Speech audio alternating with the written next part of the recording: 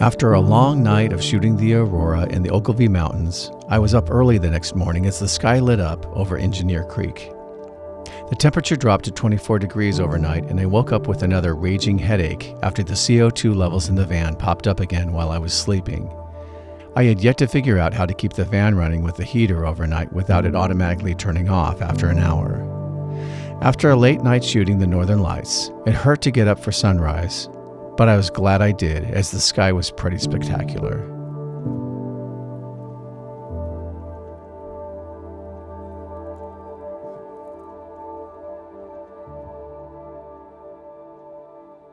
Stunning morning here.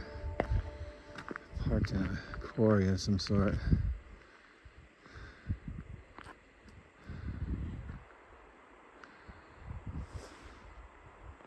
Let's try that again. Get that water lens going. Especially up here, look at this.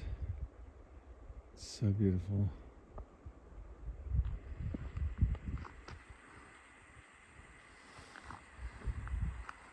It's my mud-covered van. Not so beautiful. Sun is just coming over the ridge. I'm about to take off. Drive south out of the Ogilvy River area. Actually, I'm near Engineer Creek, and I think I've got everything back where it's supposed to be.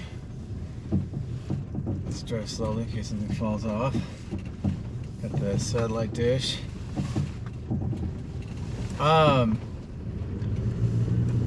Spectacular night last night with the aurora.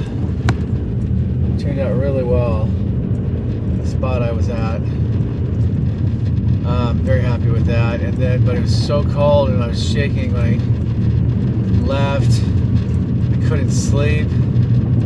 I should have had the fan running if I figured out a way to do that. Just kept it going all night because of the carbon dioxide. So I had a headache, it just felt gross, I was freezing.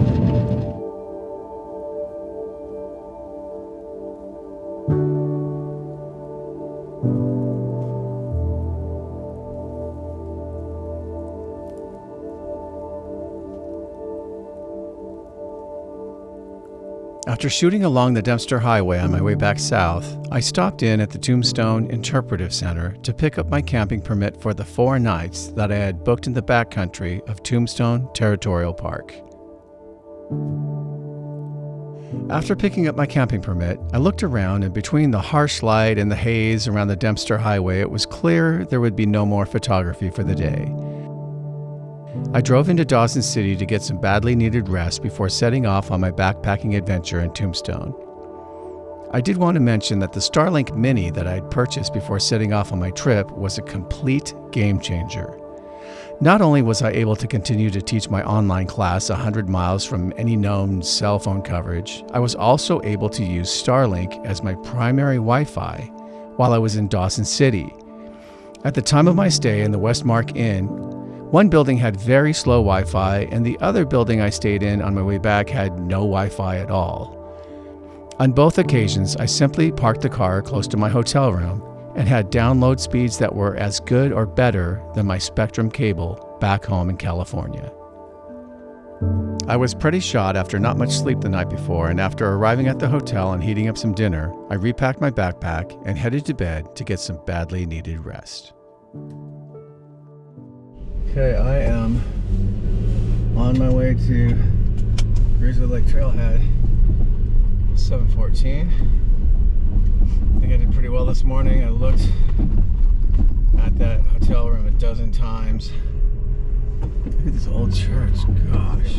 Anyway, hoping to get to Grizzly Lake Trailhead around 8:15. I'm just gonna pack my stuff. Double check to make sure I have everything. I gotta get some water, some other things, but hopefully I'll get it all together and then be on the road at 8:30. Tombstone Territorial Park is situated about an hour's drive north of Dawson City in the Yukon Territory. It covers 2,200 square kilometers, and you can drive through much of it if you are on the Dempster Highway. The park is known for the spectacular autumn colors as the trees, tundra, and underbrush all change into vibrant shades of yellow, orange, and red in autumn. Within the park are some of the most jagged-looking mountain peaks in the world. As there are no roads out to these peaks, you either need to hike in or take a helicopter to photograph these mountains. My plan was to hike into the Grizzly Lake campground, take the crazy Glissade Pass up and over to Divide Lake, and then spend 2 nights camping at Talus Lake before turning around and stopping at Grizzly Lake on the way out. The rules are very strict for this particular camping trip, and before heading out, you need to watch an orientation video and pack everything that has a scent into a bear canister, which can really add some weight to your backpack. Made it. And it's only 8:24, so 10 minutes to get my ish together. I can start hiking out around 8:30. Okay, taking off. Van's parked right over there. Grizzly Lake, about 7 miles. A lot of it straight up. There we go.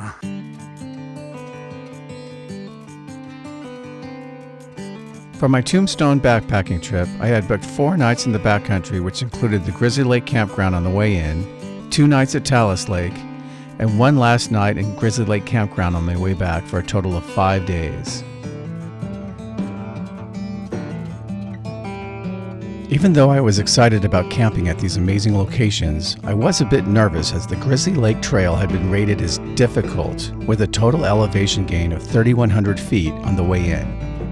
Even though I'm 62, I figured I was generally in pretty good shape and did a similar backpacking trip a couple years ago, so how hard could it be?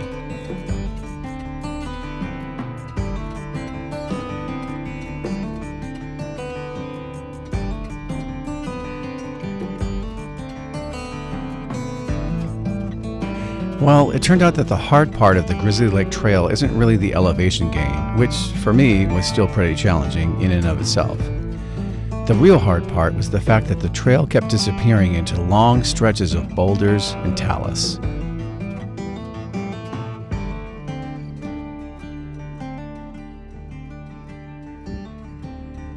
Okay, so I have no idea what's going on right now. If I just keep going straight and around the corner there, or if I start going down here.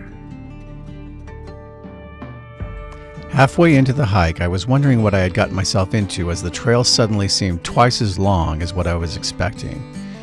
The main concern for someone like me was that I might lose my footing on one of those boulders or slip and then come down on my knee on some of that nasty looking talus. It certainly didn't help matters that as I was taking off my backpack, it caught on the trigger of my bear spray, which was on my belt, knocking off the plastic safety clip. Fortunately, the bear spray didn't get into my face or my eyes, but it did get all over my backpack and my jacket and eventually the nozzle of my Grail water filter bottle. Basically, anything I touched over the course of the next few hours had bear spray on it. More on that later. By 3:45, I was rounding the corner into Grizzly Lake Valley and starting the long descent towards the camp. The view as I came around the corner was stunning. One of the main reasons that I wanted to make my trip in early September was that I knew the colors in this area of the Yukon would be changing. The yellows, reds, and oranges all throughout Tombstone while I was there were just spectacular. Finally see the bathrooms and the cooking tent. I'm almost there. Just have to finish hiking up this way and then cross over. I'm ashamed to admit that I didn't make my way into the camp until 5:40 p.m., a solid 8 hours and 40 minutes after I began. It's probably worth noting that everyone else in my camp had set off after I did and passed me on the route, making me the last one to arrive in camp. But at least I had made it to Grizzly Lake.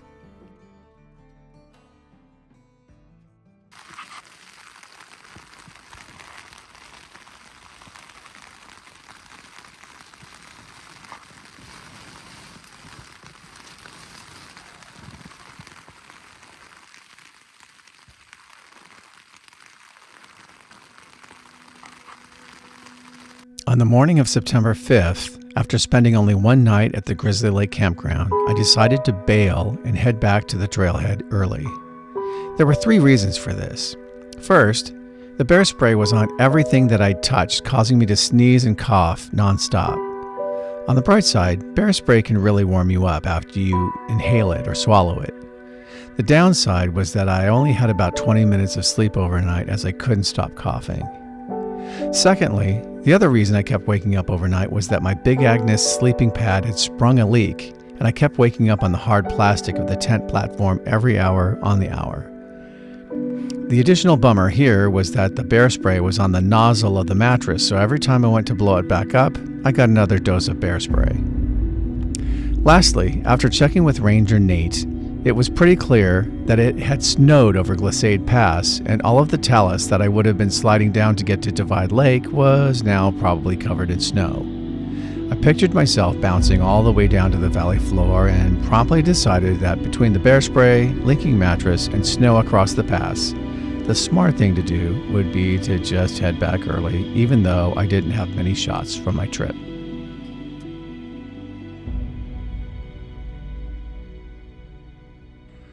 Waited for the rain to let out. There's not supposed to be any more rain today, but we'll see. Pro camp, I'm gonna head out of here. More storms are heading in. That thing's covered in snow. Just a number of things not going my way. So I'm just gonna head out while there's no rain and hopefully make it back to the car by, I don't know, 10 or 11 tonight. So after the rain let up, I headed out at 11 a.m. hoping to make it back to the Grizzly Trailhead by sunset. I came to the first major boulder field on my way out, and suddenly I had a problem. I didn't see a trail marker, and all of the mud from the other hikers had been washed away by the heavy rain overnight. I couldn't see the trail continuing on the other side, so it seemed like the sensible thing to do would be to just cut straight across and look for the trail on the other side. The first problem here was that the actual trail veered sharply to the left and continued up a very steep slope. The second problem was that I actually found several trail markers on the other side of the boulder field, so I figured I was back on the trail and continued on, not realizing I was already more than 100 feet below the actual trail. The longer I hiked in a straight line, the higher the actual trail was above me. By the time I discovered that I was on a false trail, the actual trail was high above me. Stupidly, I thought it must be just to my left, and I tried to bushwhack my way through the heavy brush and boulders. After 2 hours of killing myself trying to climb to the trail, I bailed and headed back up the valley as I had a general idea of where the camp was. By the time I made it back to the original boulder field, it was now going on 3 p.m., and I was exhausted. Between the lack of sleep and a solid 6 miles of difficult hiking still in front of me, I gave up and headed back to Grizzly Lake. Ranger Nate graciously said it would be okay if I stayed another night in the Grizzly campground, even though I was supposed to be at Talus Lake at this point. The upside of all of this is that the weather finally broke, and I was able to get some decent photos of the lake just before sunset and more photos of the sunrise the next morning. And best of all, when I woke up to blow up my mattress at 1 a.m., the northern lights were shining brightly over the lake.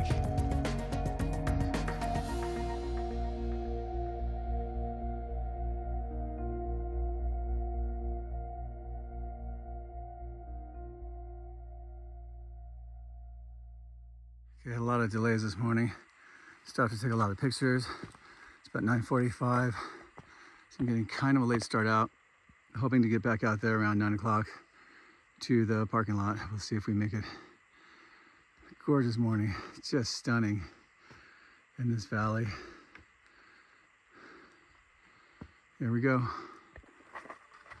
It's gonna take me longer because I'm gonna keep getting some video. It's so beautiful.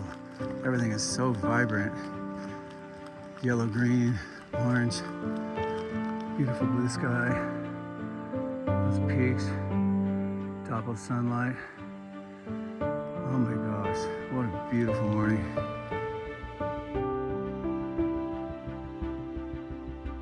After waking up early the next morning for sunrise, courtesy of my leaking sleeping pad, I found out from Ranger Nate that another round of severe weather was headed our way and it would be best to head back to the Grizzly Trailhead as soon as possible. With careful directions from Ranger Nate to head left and steeply up when I got to the same boulder field, I took off. Just so you don't think I'm too much of an idiot, I let a group of more experienced hikers go in front of me, and by the time I caught up with them, all 4 of them had made the same mistake and were now far below me. I called down to them and told them where the correct trail was, and they were able to climb a couple of 100 feet back up to the correct trail before heading all the way out. Got my first glimpse of the parking lot. You can just make it out through those trees. It's such a beautiful day. Rain's moving in tonight. Hoping to make it to the car before I start training.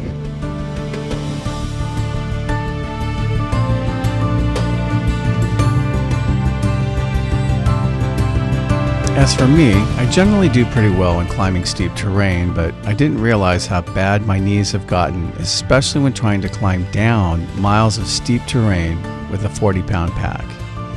I could barely keep going over the last couple of miles. As Clint Eastwood once said, a man's got to know his limitations. In spite of my challenges, I enjoyed the spectacular views on the way back. I finally limped back into the Grizzly Lake parking area just before 7 p.m., shaving an hour off my time from 2 days ago.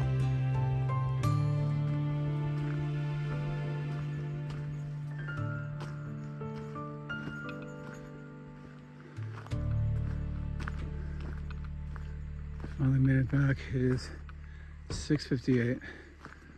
I was aiming for 8, so I feel pretty good about that. Oh, is that my van? I see a tire on the roof. No, it's not my van. It's behind the big blue van. Okay, I made it back. Is that the battery? Card, that's the card. From Grizzly Lake. I was gonna try Talus. The light looks really amazing up there now, of course. But tomorrow looks way too sketchy to get out. Like, I don't want to do Glissade Pass in the snow. That just looks bonkers. So it hurts to punt on that, but it looks like mostly raining tomorrow. I didn't know if I was gonna get any light, whether it's worth hiking up there just to get shut down. So got some shots at Grizzly Lake that I'm happy with, but I'm gonna cruise up here and just see if I can get some sunset shots from that overlook. I probably can't, but you never know. In spite of the bear spray, the weather, my leaking sleeping pad, and having to leave early, I had an amazing time on my trip out to Grizzly Lake. I definitely want to get to Divide Lake and Talus Lake at some point in the future, but considering the difficulty level of both the Grizzly Lake Trail and the trail over Glissade Pass, I think I'll have to take a helicopter in on my next trip, as several of my other photography colleagues have done. After checking with my doctor, the pain in my knees isn't expected to get better over time, and I might just be at that age where I need to find more creative ways to get into the backcountry. After spending another couple of days exploring the Yukon, I headed towards Alaska, but that will be coming up in the next episode. Before ending this episode, here are a few shots from my challenging trip out to Grizzly Lake.